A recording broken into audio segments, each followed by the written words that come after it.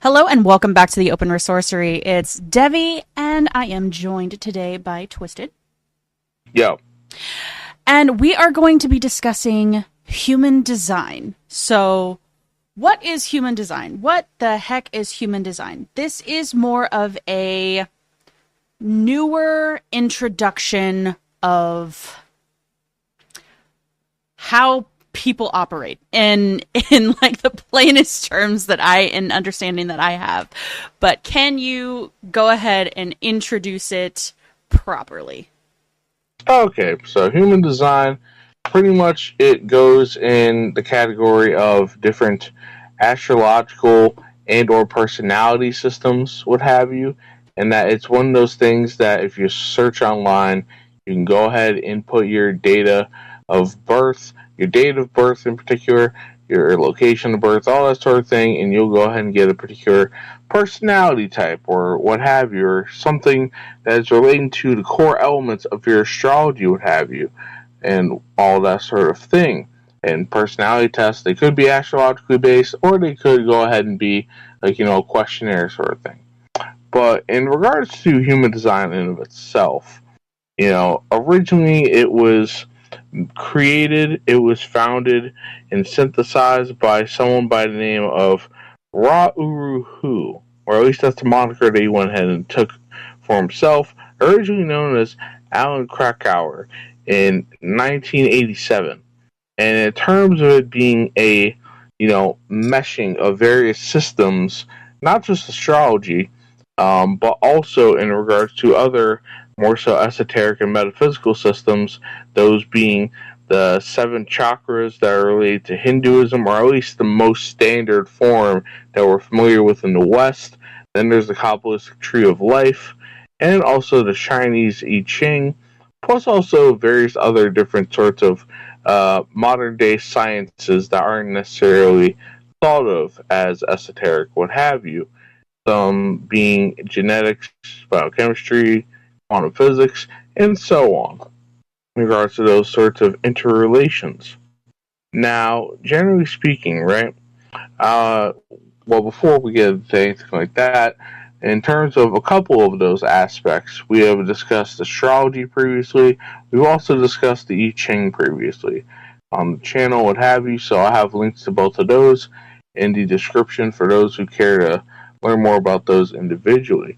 However, though, when it comes to the different aspects of human design and breaking it down, we're not going to get into the weeds, we're not going to get into too many specifics, but we're going to go ahead and just generally cover what is part of a general chart when having one generated for you and all that sort of thing, which is called the bodygraph in particular. There's actually two. There's the mandala or the mandala, and there's the bodygraph, which the mandala is more so of an extended, expansive manner of charting, whereas the bodygraph is more so individually focused and what have you, and that's more so where the meat and potatoes of it is. But generally speaking, in regards to human design, before we get into the specifics, Debbie, what do you think about human design, generally speaking, and what you've taken away from it thus far in your experiences with it ever since you were introduced to it? So I was introduced to it 2 years ago, 3 years ago now, by one of our really good friends. And, I was looking at it, I was like, okay, cool. Like, bring in older understandings into a modern perception. Like, I like it. Okay. Now, I will correct something that you stated in that the mandala isn't expanded. I would say the mandala comes first, and it has correspondences to what lines up inside of the human chart itself. So technically, I don't think that statement was correct. But Okay. overall, in human design, I have found some things that I'm just like, that absolutely makes sense. That aligns with me. I very much, I do find it a really good tool for self-reflection. Oh, yes. And I will also say that through my own experiences with it, I have found it very useful in making sense of differing aspects within myself, what have you.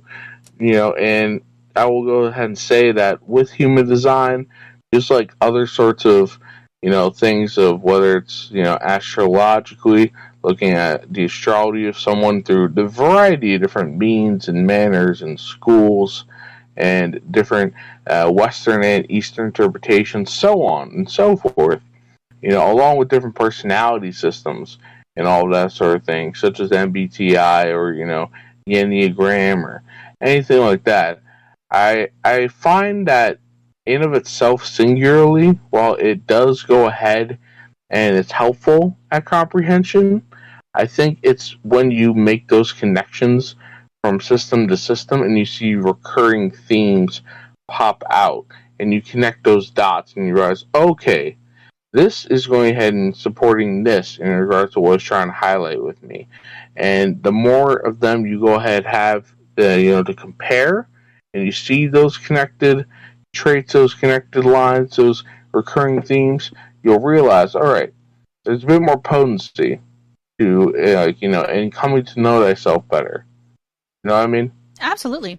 As I have stated in videos before, that is one of the main things that one needs to do if you are going to be exploring magic. You have to know yourself.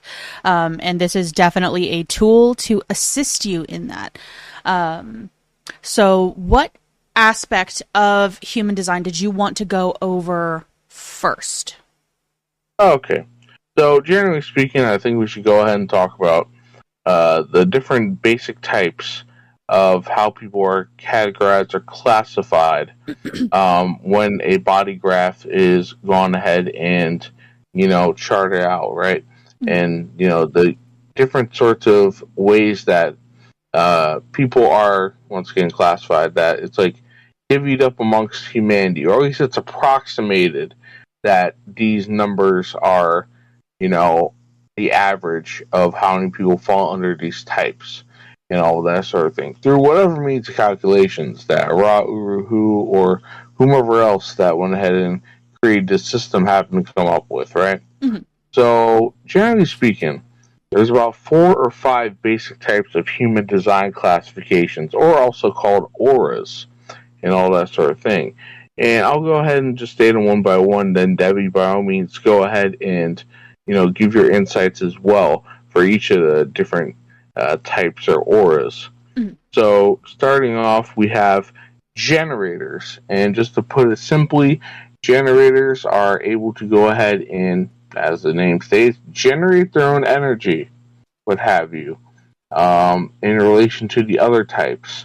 And they're able to go ahead and be operate with that energy, and and with that, how to interact with the other types. The other types, depending on what they are, if they're not necessarily generators of any sort, may go ahead and utilize the generators as fuel, in a sense. So, what about generators for you? What happens to how do you describe them as? So a generator is somebody that they are a battery, in a sense. It may not necessarily be like, I know exactly what to do or I know exactly where to go, but it's more along the lines of, I can create the energy for something. Now, from what I understand with generators, like, I will not say that I am an expert by any means, obviously. It is somebody that can really be a jack of all trades type, but, they need kind of direction, in a sense. Yes. They just have to be really careful, because if you're a generator, think of it like, okay, batteries can be put to many different things. Some of them are not good. So you have to be really choosy about where you want to put your energy. Oh, yeah. Now, in relation to the generators, right, mm-hmm. there's another type, which I guess you can say is a subtype within a larger sort of thing. and that is a manifesting generator. So when you go ahead and you look at the generators and the manifesting generators, approximately they make up around 67% of humankind as a whole, and that's just once again off of not only Ra Uru, but those who are more so in the field in their own calculations. So take it with whatever sense of accuracy or grain of salt that you will, and what have you. But manifesting generators, at least from a simple understanding point for me, they are able to go ahead and have that energy, create that energy, or shall I say, they're able to do that, but then they can go ahead and direct it and dispense it more so of their own accord as well. Mm-hmm. So not only are they the fuel, but they're also directing it, what have you. What say you about manifesting generators? Yes. Now I am going to bring the manifestors into this just as a clarification. So the manifestors, they are the ones that initiate, right? They might, like, as that small group, because manifestors, like solo manifestors, are not a very large group. But they are the ones that initiate things. They are the ones that are going to be not necessarily leading, but like, this is the idea, this is where we're going, kind of thing. But manifesting generators being the combination of the two, where they can initiate something, but also maintain momentum. They're not going to be losing out energetically on things. Especially, since I already stated that manifestors don't necessarily have to be leaders, a manifesting generator can be great in a group. Think of it, somebody that can bring ideas and actually follow through on those ideas, but can also help with other people's ideas as well. So a manifesting generator is a beautiful thing, especially in communities. Oh, yes. So in regards to the manifestors, as Devi mentioned while covering the manifesting generators, manifestors themselves, singularly, they approximately go ahead and take up 10% of the population. And in of themselves, if they don't have that generative aspect about them, then they have the means for ignition or taking, the initiative in a sense, but they need the assistance of others, some sort of fuel source, what have you, by a person and what have you, in terms of human design being all about interrelations and interconnections between people and all of that. Manifestors need assistance from generators, what have you, to go ahead and get things through, as opposed to more so the autonomy that a manifesting generator in relation may have in all of that. What about manifestors singularly? So manifestors singularly, like I said, they are very much like, they are the key. They're the ones that are going to turn on that ignition, right? Very often they're not going to see like a whole lot of resistance, because it naturally comes to them. That is part of who they are, is to, okay, this is the place, this is where we start, and everything just kind of falls into place behind it, as long as they're, doing things right, and yes, including a group. Because if they don't have that backing behind them of a group, it is not a type that can be a hermit. It is not the type that can just be by themselves. They have to have a group with them.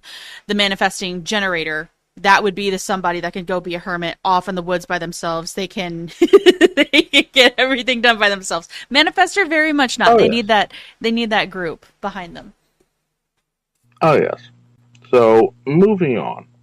We have the projectors, which apparently make up 22% of the overall population. Now, in talking about how, different types or auras interrelate and interact, the projectors go ahead and they don't necessarily have that initiative, what have you, like a manifestor, or they don't necessarily have that fuel to go ahead and power things like a generator or a manifesting generator for either or of those.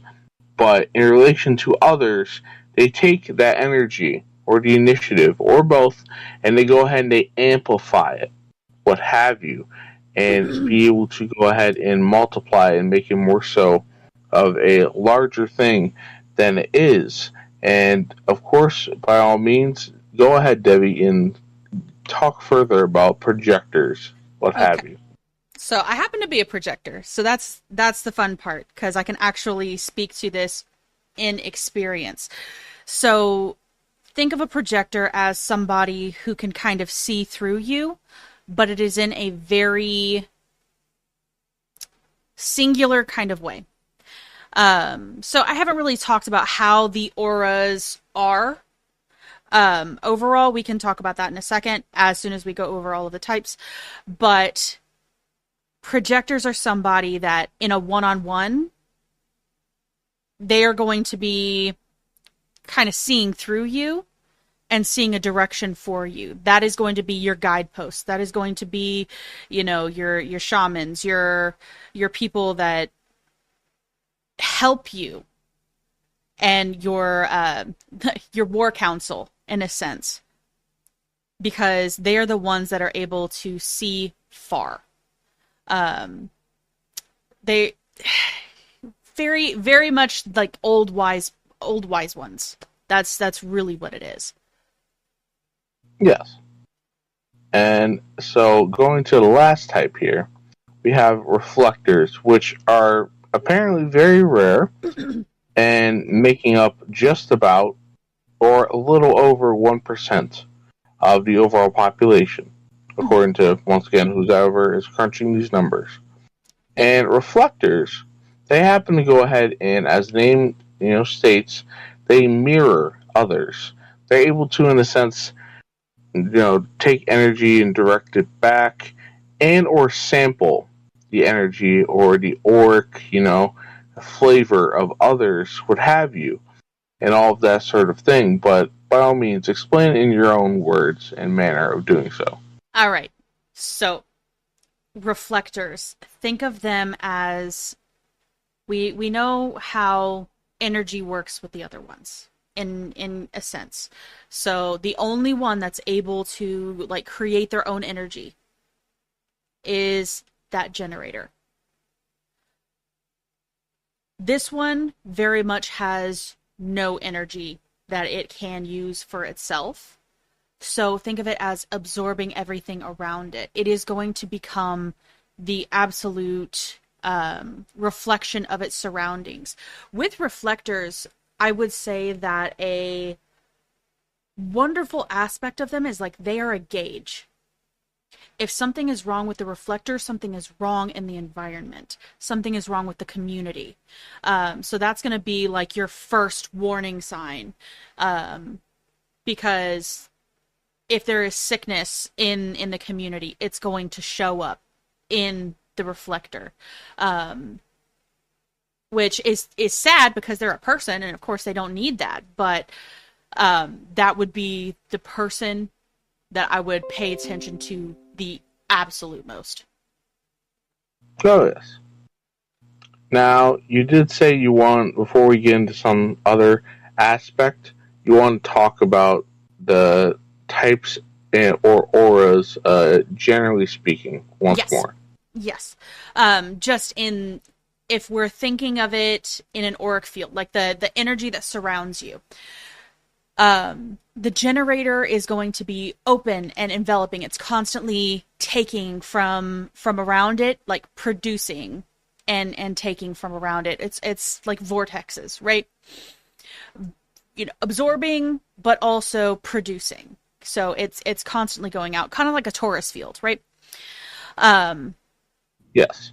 The manifestors, if it is a specific manifestor, that is actually closed and repelling. They are not taking in from their surroundings. Everything comes from within them. The projectors is focused and absorbing. So it's not taking from just the entire environment around it. It's focused. So like I said, in a one-on-one, they're going to be the ones that are going to be able to see everything about you because they're completely focused on you. And they're absorbing it so that they can give you feedback. And then, like I said, with the reflector, that's not focused, but it is absorbing from everything. I know it says sampling, but it's like a dry sponge. It's going to take up everything that's around it. I know it also says resistant. I don't necessarily see resistant. Maybe in the fact that, you know, once things change in the surroundings, they're not going to maintain that same energy. They are very much environmentally impacted. Oh, yes. Well, I guess you can go ahead and say that in regards to the name reflector, and I guess you can use the visual example of a mirror, that in terms of how mirrors work, they have to absorb that light in order to go ahead and bounce it out, you know, the glass in of itself, and what have you. So it is, you know, it's not taking in everything, but it's going ahead and taking in some of it to understand and what have you, as opposed to all of it, and more so of a manner for the projector, you could say. Mm-hmm.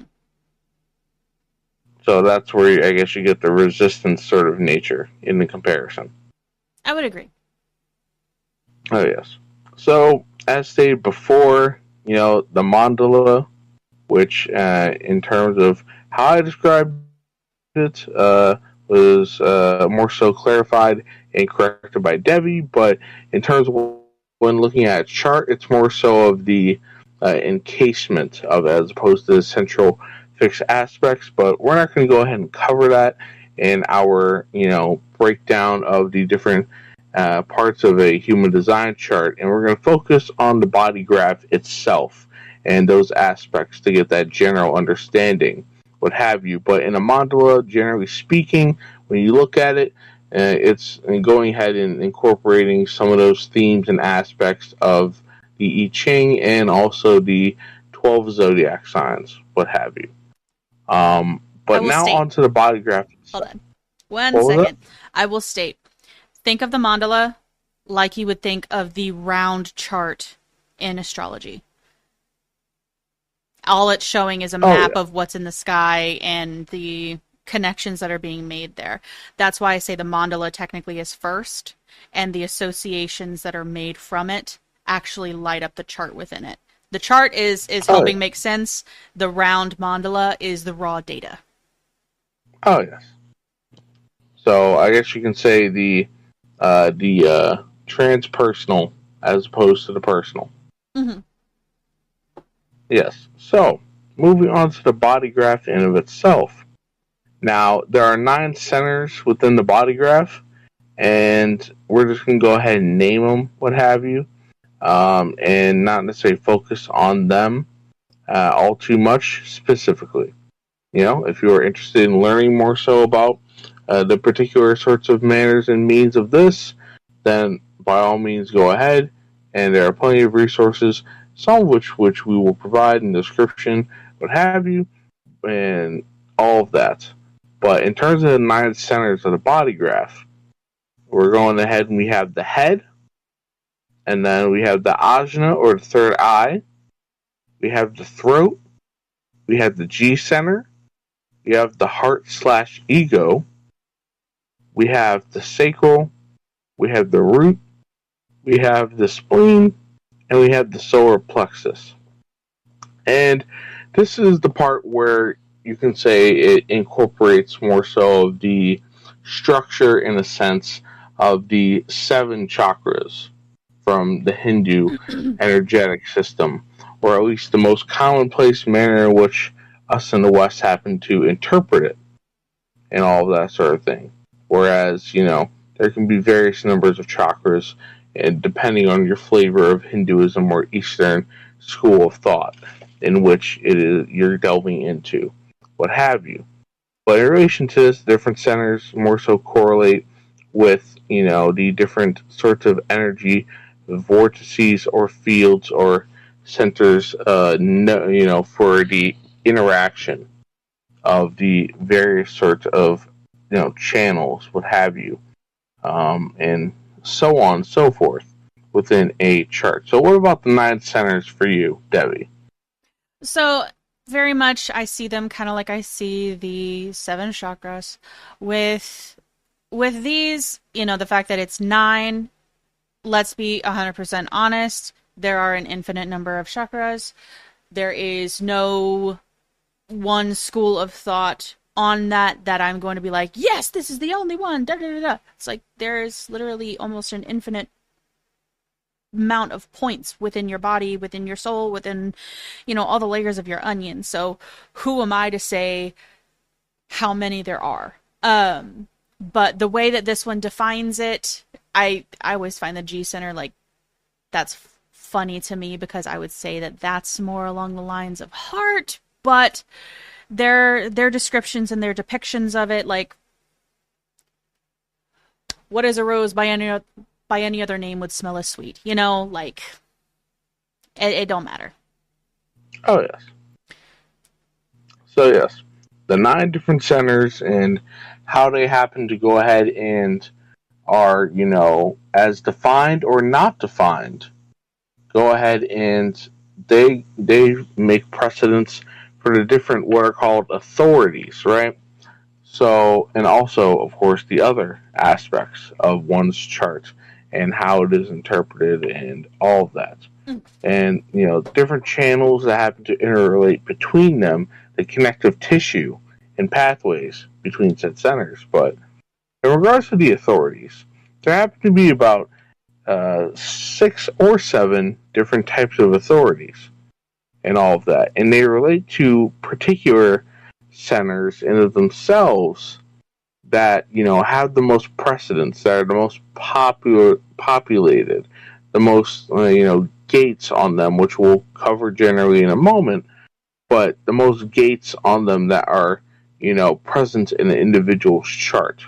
Mm-hmm. So going ahead and going through the authorities in of themselves, right? Mm-hmm. We have the emotional authority, which is the solar plexus center, that is more so highlighted as being the principal or predominant one. We have the sacral authority. We have the splenic authority. We have the ego authority. We have the self-projected authority, which is the throat center, that is more so in command or pronounced.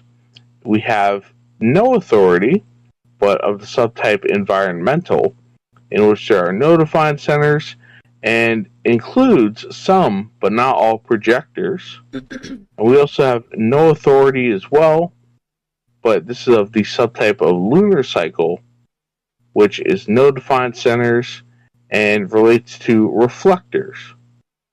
So in this sort of sense, the subtypes for no authority, it's more so speaking, I guess you can say, about how one goes ahead and operates, or is so recommended to operate in relation to, what drives them or making decisions and all of that. That is, in generally speaking, what all the authorities are about, mm-hmm. and all that sort of thing. So, Debbie, what do you have to say about the authorities? Okay. So the authorities, that's really how you're going to interpret your own actions within the world. Like, how you make decisions, how things come about for you in a way that feels aligned to you. Because pretty much all of human design is how you stay aligned to yourself instead of trying to be someone else. Walking in your own shoes instead of trying to walk in somebody else's. So, solar plexus, like you said, that's the emotional authority. Yes. But the way that works is you have to allow the emotions to go all the way through the process before making the decision. So you have to go through the 5 stages of grief, or allow the emotions to complete themselves before you're like, yes, this is the way that I'm going to go, because your emotions are going to inform your decisions. The sacral is a gut response. That one is immediate. One of the best practices to really get yourself back into a rhythm with that response is to sit there and ask yourself a bunch of questions like, am I feeling okay right now? And instead of answering yes or no, it's It's guttural. It is not actual words. It's noises. And if you can get yourself more aligned with that and just immediate responses, don't think about it kind of thing, then any kind of situation that you're coming against, like, do I want to do this? And it's just like, all right, I'm not going to do it because you don't want to do it. And it's not aligned with you. Splenic. So this one also, hi, I'm Splenic Authority. This one is primal and intuitive. So this one is I almost want to describe it like claircognizance. Because there is just an inner knowing, an inner feeling, if you will. Rather intuitive. It's incredibly intuitive, and I'm going to say this is the one, like, I feel it in my bones. Absolutely not. Like, it is definitive, it whispers, it's very quiet, and it only talks once. So think of it like I like to call it my inner grandma. my inner grandma. That's she just sits there. It's true. Have I not called it my inner grandma like for a very long time? Oh yes, on many occasions you have. But where I'll sit there and I'll kind of think about something, and my inner grandma's like, "Stop that. Knock it off. That's not for you." Or pursue this. This is what we want. And I'm just like, all right, grandma says so. She's got the gray in her hair for a reason. We're going to flow with it. So I almost think that this is more down to like inner ancestral kind of thing, if that makes sense. But it very much, it's alive within you in a sense. So I actually have a couple of different ones than you had spoken about, but I think there's a bunch of different breakdowns. So oh yeah. It's all good. So I do have an ego manifested authority, and this one is completely self-directed, for yourself. If I am going to be able to speak today, I would like to speak English, please. So, for the ego manifested, this is you speaking to yourself, you having that conversation with yourself, and instead of having exterior or like interior intuition, this is you talking with yourself going, okay, is this aligned with my goals? Is this aligned with my morals? Is this aligned with my interests and my dreams and things that are, for me? Is this aligned with what I want? And if the answer is yes, then it's yes. If the answer is no, then it's no. And that's really the encompassing of ego manifested. Now there is self-projected, which, from what I understand with self-projected, this is more of an exterior validation. That's somebody that needs to communicate. So there's somebody that needs that collaboration and communication. They're the kind of people that instead of making a big decision by themselves, they're going to go back to their war council and be like, all right, so I have this. I want to hear thoughts. I want to hear opinions. Here's my thoughts and opinions. I want to hear from everybody else, and then I'll make a decision. So it's more of like a group project rather than a individual kind of thing. Then there was an ego projected, which was interesting that you would think that self-projected and ego projected would be the same thing, but two very, very different things. Ego projected was more along the lines of, you ever have a friend that they're coming to you about their decisions, but instead of your feedback, they need you to be that person that's just listening. They need somebody to listen. They need to be able to speak to somebody or at somebody, kind of. But they are coming to that conclusion on their own. Like, they just need to hear themselves talk, in a sense. Which is not a bad thing, but it can be a little bit frustrating to the person that's on the receiving end, but it is what it is. That's how they come to a conclusion. They appreciate the quiet friend. And then at the end, the friend giving them feedback is important, because this type, from what I understand, does kind of thrive on that validation from other people. So just if you are this type, be sure you have the confidence in everything and you're not just sitting there and second guessing yourself and just waiting for somebody else to tell you yes or no. You have to kind of keep everything in balance. Then mental. So this one also needs that exterior perspective, but instead of like emotional kind of thing, this would be more of like think of it as like a collegiate conference where you have a bunch of minds and everything is intellectualized and you're needing other perspectives. Like you're able to see it from your perspective and intellectualize it from your perspective, but you're needing to see the intellectualized perspective of other people. So you need to flip this thing over and have other people help you to see the other side before you make a decision. And then the lunar. So this one is really, from what I understand, this one is really only for reflectors.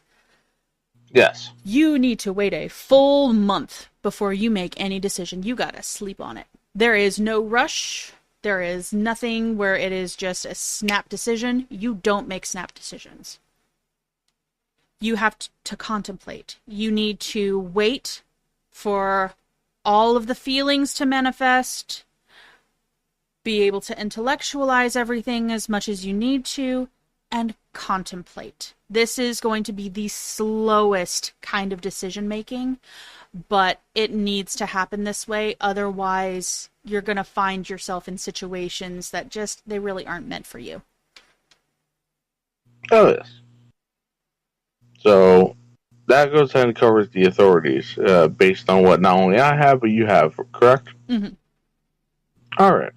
So in terms of going ahead and having covered the authorities, and that being the what drives a person and optimal strategies of how to make decisions, what have you. Next, we have the definitions, and this more so speaks about the channels or the connective bridges between the different centers. You know, how many sort of breakages there happen to be within a between the centers in someone's body graph chart and all of that. Whether it can go from there being no breakages to there being no actual sorts of means or manners of strong connectivity from center to center and all of that. So, in speaking about the general definitions overall, here are the 5 different sorts of definitions. So, as already mentioned, we have a single definition, and they have no sort of breakages, what have you. All the different centers that are highlighted or have, a sense of, activity within them, they're all interconnected by at least one channel. And all of that. However many channels they happen to be, or however many centers happen to be, they're all interconnected.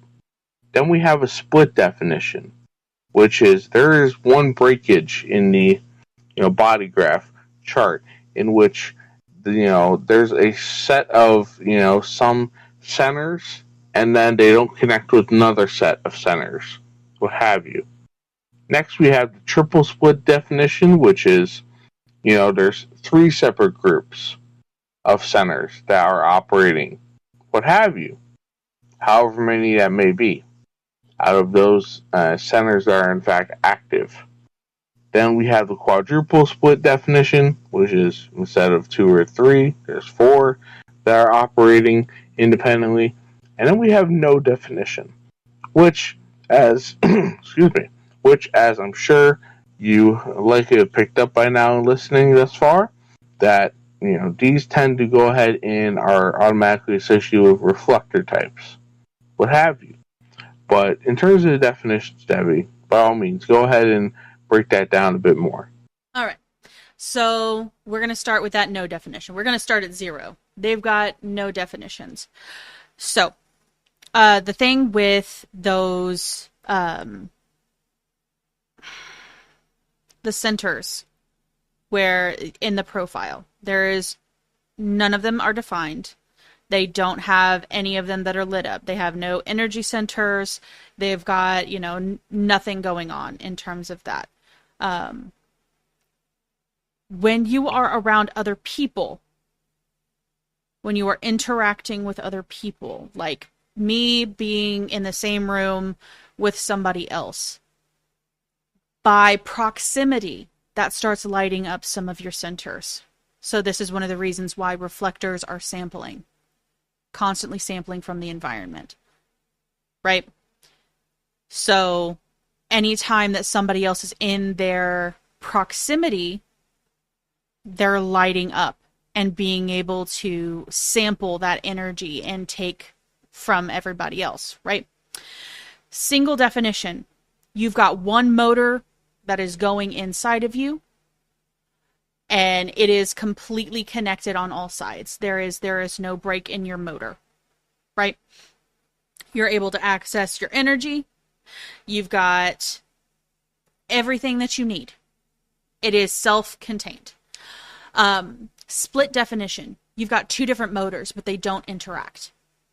Now, with the rest of them, like I said, with the no definition, whenever somebody else comes into the picture, like by proximity, they are starting to light up the other areas where the motors might be moving together, and you might be able to get more of a solid machine going because of how they light up.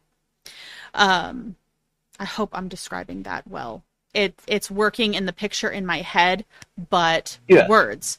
English. The great part about the split definition is that very much the kind of people that are balancing everything. You can see it from one perspective or the other. There is never going to be like a heavy one side or heavy other side when it comes to their decisions. They are weighing both sides equally. Triple split. Think of this as being able to have a perspective of a group within one person, which sounds exhausting to me. But again, you've got three different machines within you moving independently of one another, and they can all move together when activated by other people. Very much somebody who's going to have a great time being able to understand somebody else's point of view, no matter who it is. They're amazing in communication. Quadruple split is super rare. Super, super rare. And this one's going to be, like I said, 4 different machines or 4 different centers being able to move independently of one another within you. And very much like that triple split, they're going to be able to bring in that perspective of other people within themselves, but also innovation. They are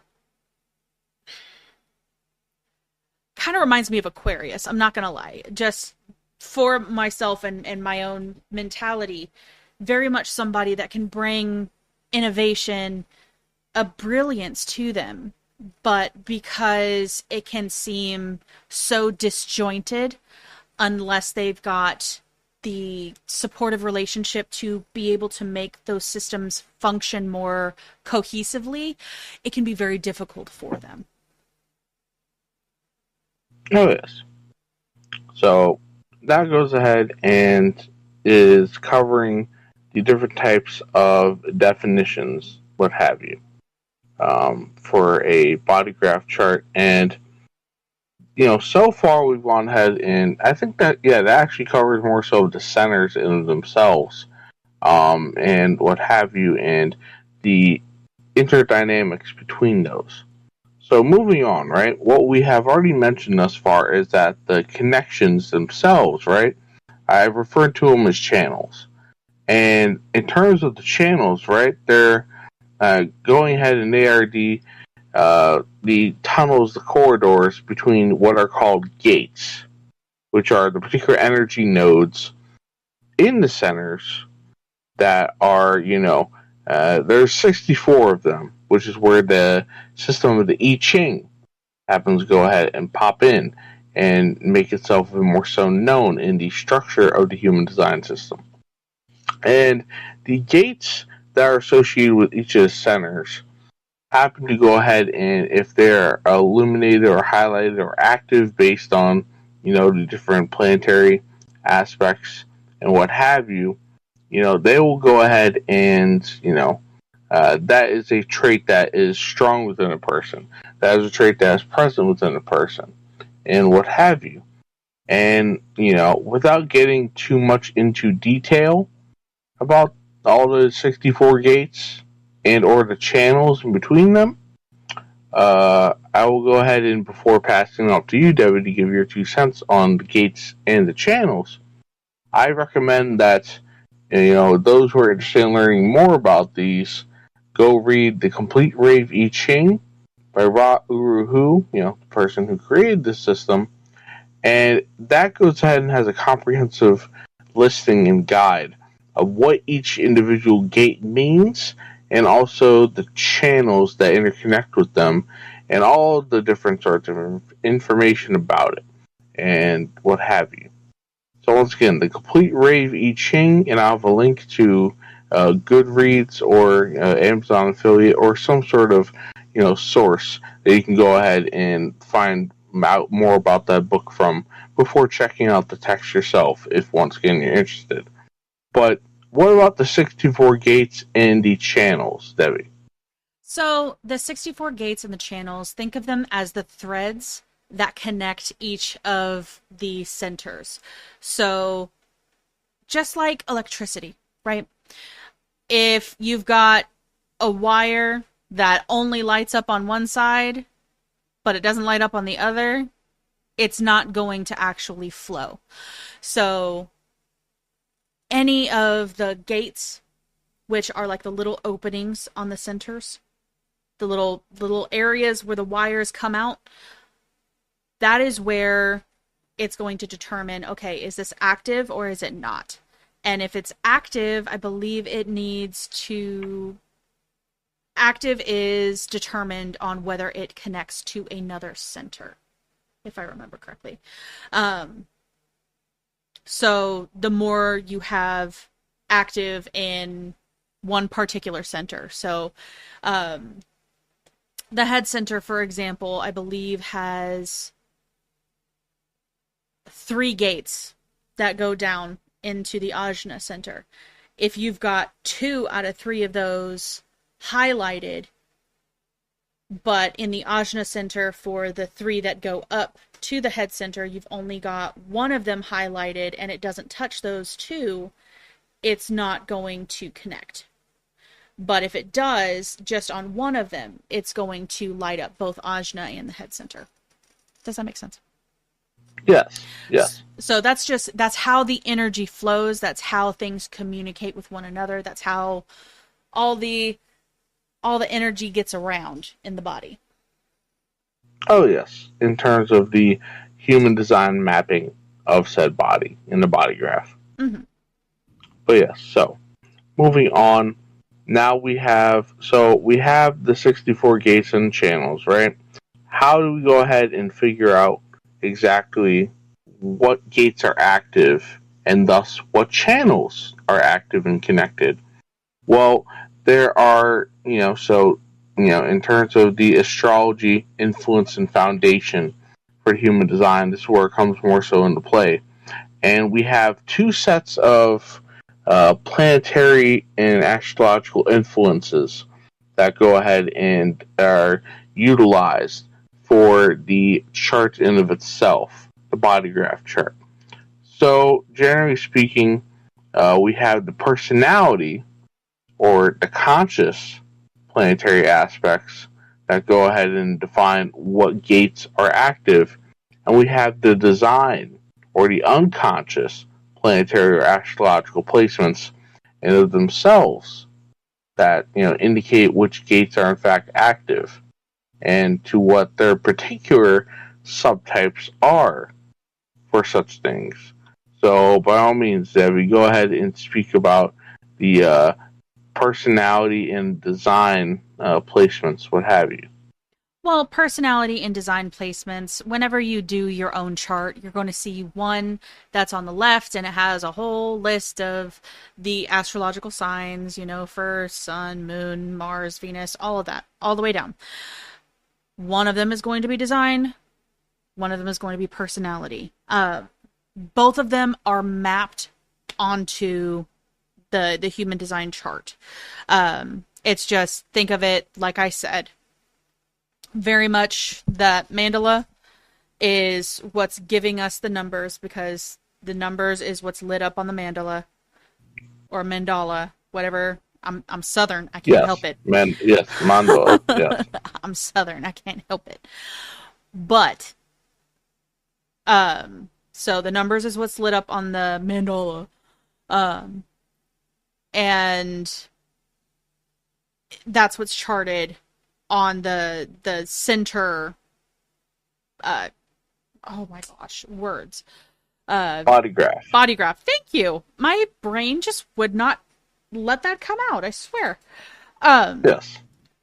So, there is going to be a difference in color. I don't necessarily remember which one is black and which one is red, but one of them that is more aligned with personality, can be connected to one that is aligned with design. So let me pull up a chart real quick. I probably should have done this earlier. Oh, I absolutely should have done this earlier. Yes. Because I'm a visual person and I can't I can't do it without looking at it. Yes. So in terms of that, do you happen to have one pulled up now? I'm pulling up mine real quick. Okay. Okay. Yeah. So the one on... Goodness. The left. The one on the left, I believe it's personality or conscious one, correct? I believe so, and that's the one that's in red, and the one that's on the right is the design, and that one's in black. You're going to find throughout your chart, some of the lines are red, some of the lines are black, some of them are striped because they are both. Like, I'll say my gates from the throat center to the identity center, or, the G center. Ego center, I believe. No, ego center is different. That's the triangle one off to the side. Yes. But I have gates 31 and 7 that are connected to one another. But 31 is in red and 7 is in black. So even though they are of the differing types, one of them is unconscious while one of them is conscious, they still make that connection. Because one's underlying, kind of like in the back of your mind, some of the behaviors that you might not necessarily really understand about yourself as of yet. The other one is the behaviors that you are absolutely aware of. Oh, yes. So, yes. Generally speaking, those are the personality and the design, planetary and astrological placements that go ahead and inform which gates are active, thus what channels are active, thus what centers are active, and what have you, in the body graph. Now, we go ahead and we move on to profiles and lines. And in terms of these, I think this is where we can go ahead and take it line by line, what have you, to go before getting into more so the combined manner of them that makes up a profile. So the first line is deemed the investigator or student who studies things deeply and needs solid foundation to feel secure. So what about the first line? I mean, you're describing it, so just you go all the way through. Well, I was going to look more so in terms of how you interpret it in of itself, unless you just want to wait until talking about the general lines and or profiles and all of that. Well, the first line is going to be curiosity, right? So it's The explorer. It's the one that wants to know things. That's going to be your inquisitiveness. Oh, yes. And, all that sort of thing. Not necessarily someone's inquisitiveness in terms of how it interrelates to everyone, but in terms of those who have a first line in of itself are going to be more so of the inquisitive type, what have you. Once we get the profiles, it'll make a bit more sense. But we're talking about the specific, things that make up a profile, right? So the second line is deemed the hermit. So natural talent, wants to be left alone, waits for the calling. What about second lines for you, Debbie? That's the thing with these lines. Honestly, they are pretty self-explanatory. So I think just going through them is good. Okay. All right. So here we go. We have the third line, which is deemed the martyr. So trial and error, finding out what works by going through what doesn't first, goes through many relationships, jobs, etc. to find what works. Then we have the fourth line, opportunist, influential, communicative, network of friends and associates. We have the fifth line, which is deemed heretic, seductive and attractive energy that attract projections and expectations from others. And then we have the sixth line, which is role model, acts as a third line in the first 30 years of one's life, then authority for others, detached from life between 30th and 50th year, to finally become a role model after the 50th year.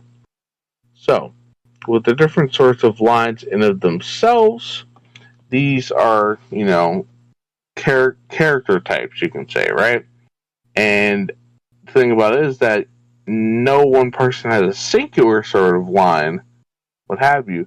They have two predominant sort of lines that make up what is called a profile. So, generally speaking, there's 12 profile combinations that happen to go ahead and be present based on the different lines that person possesses. And I have it right here. So in terms of this particular listing and framing of it, we have the 1-3, the 1-4, the 2-4, the 2-5, the 3-5, the 3-6, the 4-6, the 4-1, the 5-1, the 5-2, the 6-2, and the 6-3. So these are the 12 sorts of profiles of the line combinations within the human design system, and more so classify a person's character type, what have you, in relation to everything else. So what say you about profiles and lines, Debbie? So with the profiles, I'm going to say that first number is really what you lead with. I would say the second number is going to be kind of other people's perception of you. So I'll put it this way, like my own. My own is a 3-5. So it is a martyr heretic, right? So martyr, trial and error, figuring out what works, figuring out what doesn't. Going through the whole thing. Because in order to understand things, I have to see it all the way through, from start to finish, right? Whereas the heretic, even though a heretic sounds bad, it's more of something that people are able to project their own image on. So I've noticed for myself, and I'm just using this as an example, people see what they want to see in me rather than seeing me for the actual person. And so I've noticed that, like, for myself, absolutely that trial and error. Like, I enjoy going through the process and figuring out what works and what doesn't. But other people will see me in the way that they want to see me versus who I actually am, if that makes sense. Yes. Yes, definitely makes sense. So, yes, in terms of the profiles and the lines, once, other aspects of the chart are understood and comprehended, then you get more so that general characteristic, general character and what have you of the profile. So, the last section we're going to go ahead and talk about in relation to the body graph and the whole chart as a whole and all of that. The last, determining sort of thing, or last thing that is, resulted based on the determination of the human design charting and system is the incarnation cross. So generally speaking, I have a quotation here from an article. Your incarnation cross can be thought of as your broad purpose in life, made a little more specific by your particular type and profile, and further refined by the rest of the gate energies you carry. So, generally speaking, what are your thoughts on the incarnation cross, Debbie? So the incarnation cross is, to be honest, this is one that I still, I don't 100% understand all of the time, but it's the way that I do understand it. It's almost like in astrology, you know how there's different aspects that come out. Like we've got oppositions, conjunctions, sextiles, things like that. And this is like the main one that pops out. The main relationship that pops out. Which the main life theme or storyline. Exactly. And what's going to kind of not necessarily replay over and over and over again, but kind of be the main storyline, even though you're taking some side quests. Oh, yes. Yes. In this role-playing game called Life. Yes. Oh, yeah. So, generally speaking, there's a variety of incarnation crosses, and for those who are wanting to delve into human design in of itself, by all means go ahead and look into that, but we're not going to get into the weeds or the specifics or the minutia of the incarnation cross. But yes, that goes ahead and covers pretty much the various aspects of a human design chart and all of that. Now, at the end of this, I have a few channels curated by Devi and I that in us learning about human design, we happen to go ahead and find useful for our understanding or were recommended to us by others that helped us to get a grasp of what exactly human design is and all of that. And they more so get into the specifics of minutia of different things, what have you, whether it be gates or incarnation crosses or so on and so forth. So in regards to two of them for me, I'll go ahead and say that there's Tan Astrology and there's also the Human Design Academy, who the channel was formerly known as and is operated by their actual name they go by of Crystal Alfarero. And then for Debbie, who is it that you specifically want to go ahead and mention? The Feel Good Expert. I started following her on TikTok, and I enjoy her videos. Very informative, clear cut, straight to the point. No, not too much fluff. Oh yes. So, in regards to all that is us covering human design, which once again is a combined synthesis in regards to the various esoteric systems of astrology, of the I-Ching, the Kabbalistic Tree of Life, and the Hindu Chakras, what have you, in which, generally speaking, from a Western interpretation, that is most prevalent, tends to be 7, or at least, just the basic bitch version of it. But once again, that can be numerous or innumerable and all of that sort of thing. But any other final thoughts when it comes to human design, Debbie? I mean, there's a couple of different elements that we really didn't touch on, but those are the main ones. And the other ones are more like little bitty things that you can do like on a daily basis. Very small. So, explore those for yourself. Be very curious about it because it does help in your exploration of the self, which everyone should be wanting to do. But that's all I've got. Is that all you got? Yes, and just to further cement your point, just like the individual things, the individual systems that were mixed together in this little gumbo to make human design, such as astrology or the I-Ching, the Kabbalistic Tree of Life, or the chakra systems, it's going to take a lot of time and repetition and various sorts of things to get some semblance of a, grasp of it in of itself and all of that. And then even further, it'll take your entire life, and you probably still won't get the entirety or 100% of it. So don't necessarily feel like you need to rush through everything and burn yourself out and what have you. And just take your time, and understanding will be grown with it. So by all means, go ahead and close us out, Debbie. All right. So this has been Devi and Twisted. Yo. On the Open Resorcery, and we will see you guys next time. Have a good one. Stay frosty, Neguses. Peace.